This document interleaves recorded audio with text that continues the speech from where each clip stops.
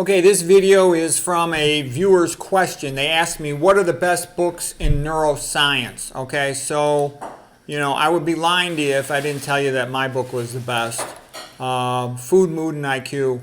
It's sort of a summary of what's useful to know about that. I have the best theory in the world of preventing dementia, tons of information on how to increase IQ, the effect of foods on mood.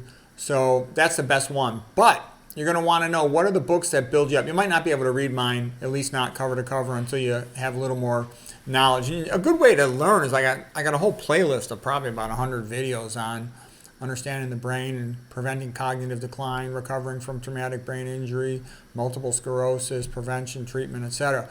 Anyways, High Blood Pressure Solution by Richard Moore. I'll show you the picture in a minute, but you pretty much, I think you're going to need to read that book. I think that's an essential book because I also have a really good video called Membrane Ion Pumps. You have to understand membrane ion pumps. If you don't understand membrane ion pumps, it's going to be hard for you to read any sort of advanced stuff or to understand neurophysiology at all. But once you understand membrane ion pumps, like my video is the best thing, with all the metaphors for what sodium is, what potassium, magnesium, calcium are, then it'll be easier for you. Okay, Alzheimer's Turning Point, you should know that by Jack Delatory. That will anchor you in the truth. Understanding membrane ion pumps, understanding the Delatory theory of vascular hypothesis of dementia, the hypoperfusion theory.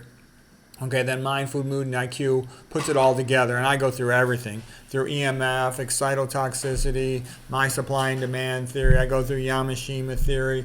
I go through the whole leaky gut, bacterial endotoxin theories. So that puts it all together, okay?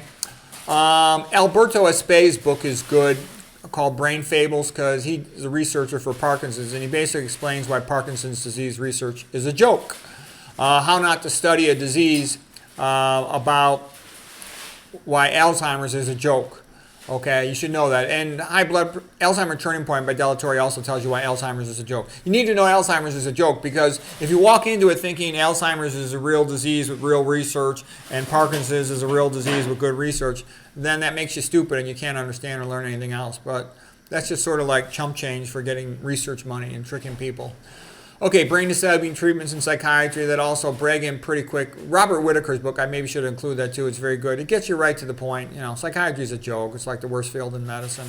The pills that they give people are just, they all cause, lobotomy, slow or fast. Antipsychotics quickly, the other ones slowly. Social by Matthew Lieberman. That's a good book for getting you started on doing functional MRI. It's very entertaining. You can read that in a weekend. Thousand Brains by Jeff Hawkins, just an interesting perspective on, another way to look at the brain, cortical columns and all that, sort of from a computer guy's view. He's a guy who invented like the early version of the Palm Pilot. These are just study skills books if you're interested in that. Super Memory, Super Student by Harry Lorraine, Underground Guide to Study Skills by me, that sort of thing. Here, I'll show you the pictures of the actual book covers. So here's the Alzheimer's Turning Point by Jack Delatory. It's a great book. It's a masterpiece. High Blood Pressure Solution. This is also a masterpiece. You want to know this. I actually say you probably need to read this book if you're going to be intelligent about thinking about membrane ion pumps and action potentials in the brain. After you read this book, everything else will be easy. And then also watch my lecture on membrane ion pumps. It's a masterpiece. I created metaphors for all the electrolytes, which is, you need to know that. Okay.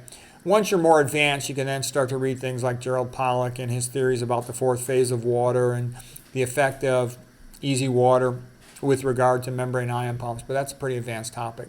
Brain Fables just shows you what a joke all the research is on Parkinson's and a lot of neurologic diseases, how it's just a bunch of people playing games to get money, and they don't even have things categorized correctly. Here's the Brain Disabling Treatments in Psychiatry by Bragan. It's an excellent book. It's the best one on psychiatry. There's other ones that tell you what a joke it is by Whitaker, by Grace Jackson, etc. Okay, the Alzheimer's is nonsense, okay? Social by Matthew Lieberman, good for introduction to functional MRI. This book here by Thomas Nadich, also by Mauricio Castillo, and also by Smirniotopoulos. It's good, okay? What's best about this book is a very detailed, thin section neuroanatomy of the brain. This guy Nadich is considered the best neuroradiologist, neuroanatomist in the world, okay? The guy's a genius. He's a little bit of an obsessive compulsive pain in the ass, but he's a genius, man. And he did a beautiful, meticulous job of delineating all the neuroanatomy, as good as you're ever going to see it on a gross section and on a brain MRI. So if you're interested in detailed neuroanatomy, this is the best book in terms of how it correlates with neuroradiology. Okay, now here's this lady, Ann Osborne. I should have included her in my book about when I gave a lecture on female geniuses. This lady's super smart, super nice. She wrote the best textbook of diagnostic neuroradiology. Her name's Ann Osborne.